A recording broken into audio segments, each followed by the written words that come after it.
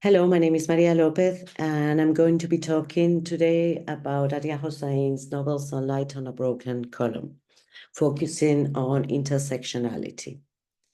So, Attia Hossain, born in Lucknow, North India, represents a liminal individual trapped between her own ancestral roots and the transitional moment in history of the last days of the British Empire in India.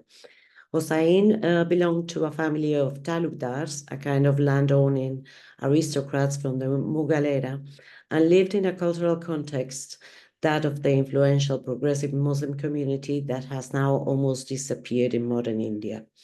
Her education, not frequent at her time, and career contradict the perceived essentialist stereotype of Muslim women. The profound analysis of an era and the nuanced depiction of her characters make the novel a very representative example of the intersections of personal and political life in colonial and post-colonial India, from the marginalized perspective of a Muslim woman who, after partition in 1947, moved with her family to London as she refused to live in the newly created state of Pakistan. There, she resumed her writing career and, encouraged by Cecil Day-Lewis, published her novel Sunlight on a Broken Column with Zato and Windows. In this lecture, we will address the exploration of intersectionality, particularly concerning the overlapping and interconnected issues of gender, class, race, culture, religion, and colonialism. So the hidden interests of many of the nationalist politicians that aligned with the colonial powers before 1947, but also paved the way for the future in an independent country, are addressed in the novel, as well as the new role Hindu and Muslim upper-class women assumed as partners of their husbands in official parties and political gatherings. Women then leave the domestic space for the public one and speak a foreign language so that their husbands might be able to advance politically. However, their public performance is only a projection of the patriarchal and traditional hierarchies whose only interest is just the survival of a long-standing system of privilege. Set between 1932 and 1954, the novel deals with the political unrest from the vantage point of an orphan girl, Laila, who lives her coming to adulthood during the transitional period from a quasi-feudal colonial society to a democratic national one. The main space of the story is the family house in Lucknow, Asiana, meaning the nest in Urdu, which becomes a symbol of the transitional moment of the country and the life of our narrator.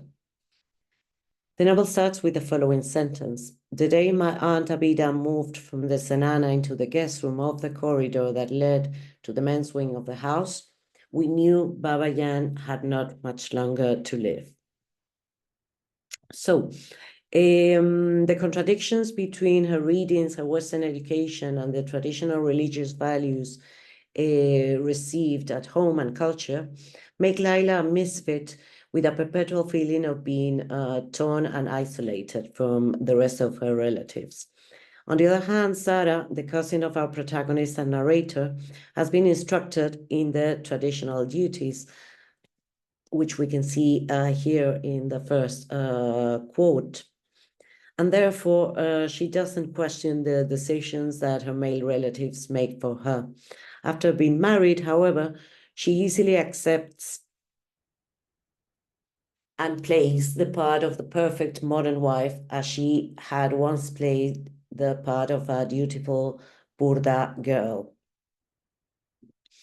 So as Laila is an orphan dependent on her westernized uncle Hamid after her grandfather's death, she is raised differently in accordance with her father's wishes, who wanted for her a formal English education outside of Burda. The feeling of alienation is therefore enhanced, as we can see in the following quote. Why did you not bring me up like Sarah? Why did you send me among other girls who are not torn apart? The system of purdah meant that women were meant to be kept in secluded spaces, such as the zenana, and protected from having any kind of contact with men who were not from the family. Conversely, the situation is very different for the female servants of the family who were part of the family and yet not part of it, moving like shadows in the background of our lives. So these women are constantly exposed to the lustiness and wishes of both masters and male servants alike. Differences between classes are shown through a myriad of characters that reveal the subtleties and constraints that women are enticed to depending on their position in the social ladder.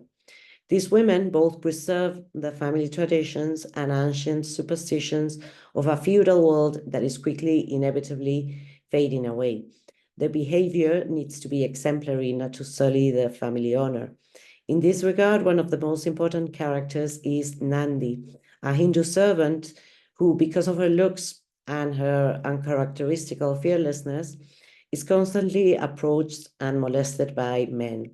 It is her who reveals to Laila her defenselessness due to her social status and her gender. Laila Bitia, you don't know what life can be for us. We are the prey of every man's desires. However, she doesn't hesitate to point out at her abusers, and despite having been punished by her father and later scarred for life for having taken revenge on a male servant who tried to take advantage of her, Nandi remains free-spirited and unashamedly feminine throughout the novel. In the end, Nandi gets pregnant out of marriage and runs away from her home to stay with and take care of Laila. By then, an independent woman, a widow with a baby girl living in a house in the Himalayas. There, Nandi will provide an education to her son, will thus be able to escape the fate of a pariah. Both women, one from a privileged environment and social status, and the other from the lower castes of Indian society, challenge the patriarchal and cultural rules that were meant to keep them subdued. Nandi's estrangement from the family on the first pages of the novel serves as a cautionary tale for the rest of the girls. And she states, we poor people get a bad name because we cannot stay locked up. But what of all those uncles and cousins who wander in and out of the zenanas? Zenanas protect respectable women, but they are like harems for the respectable men who choose in this sacred space poor women to enjoy themselves. At the beginning of the novel, Laila, as Hossain herself, is studying in La Martiniere School, where Indians are taunted by some of the Anglo-Indian students for their clothing and darker complexion. However, Laila's uneasy feeling about belonging fades when she meets and befriends a group of girls in college. I felt lived in two worlds, except when I was with my friends I had made at college. Then the blurred, confusing double image came near to being one. For many of these girls coming from different social backgrounds and social, religious, and cultural backgrounds, education is not just a means to get a husband, but the only way to gain knowledge and independence. College is thus a fundamental experience for Laila, as for the first time, she is able to express herself and confront her views and beliefs with peers. The reality of a group of friends, however, is dependent on the same patriarchal hegemony that only very few are able to challenge. So despite the apparent modernity of Uncle Hamid's views, shown in the following quote, women education is just a way of assuring upper-class women a better suitor for marriage. On the other hand, uneducated upper-class women are just kept in the strict private spaces of their homes. Therefore, Hossain seems to believe that women were, at the time of independence, completely unprepared to vote, not due to their innate inability, but because of the lack of decision-making regarding their own lives. As Sarah says, in the end, not only one's actions, but one's mind is crippled due to this impossibility of making decisions. The frustration manifested by Laila throughout the novel refers to the impossibility of coming out of the patriarchal closet where young, educated women were put.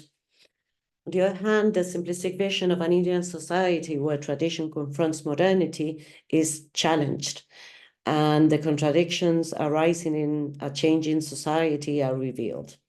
The cultural dislocation and the identity crisis experienced by the family mean that men easily move from the public sphere of politics, where they mimic Western manners and attires, to a private one of home, where they demand modesty and obedience of their women. This private space becomes the reservoir of community, family, and national values. And according to many scholars, this dichotomy was affected by Indian nationalism as a means to confront the colonial powers. Thus, Attia Hossain exposes, while despite giving an education and the right to vote to women, allowing them a space in the public sphere, Westernized upper-class men show them only to their political advantage as a reflection of their own lives. Despite her earlier nationalism, Laila's disappointment with Indian independence is obvious due to the partition of the country on religious grounds and the subsequent bloodshed and forced migration of millions. India becomes, by the end of the novel, a dismembered country that, despite the promise of secularism, dismissed marginal communities and subjectivities. According to Laila, partition resulted in a, quote, a statistical calculation in the bargaining of bureaucrats and politicians, in which millions of uprooted human beings became just numerical figures. The official words describing them had no meaning in terms of human heartache. Hossain reflects in her only novel about the reciprocity and the collaborative instances between the Indians and the British. Her novel reveals a balanced critique of both, while uncovering the bidirectional flow of influences between the two. This mutuality denies absolute identities and essentialism, challenges imperial and national concepts of purity, and proves the porosity of the borders, the inherent hybrid quality of an individual trapped between two worlds. We were neither here nor there, neither fully belonging to our old world, nor wholly accepted in the new. It is, employing Baba's concept of the third space, an interstitial location from which dissent can arise. Hossain's heterodoxies thus focus on disrupting the dominant discourses of late colonial India and the new independent country's official accounts, where there was no political passion, only an implacable wish for power. Following the dilemmas of Laila, her gender, Hossain presents a hybrid individual who faces the challenges of defining her own identity, as well as of confronting the otherness arising from her particular views against polarized standpoints in the social, historical, and political context of the 30s in India. The novel is a perfect example of how personal and political spaces intersect, as Hossain highlights the multiple forms of identity and oppression that interact to influence the personal and social experiences of individuals. The novel, of immense testimonial value, represents the unique feminine perspective of an Indian Muslim writer who anticipated a future generation of diasporic female authors in the late 20th and 21st centuries. So thank you very much for listening. I hope you enjoyed the talk. Have a nice day.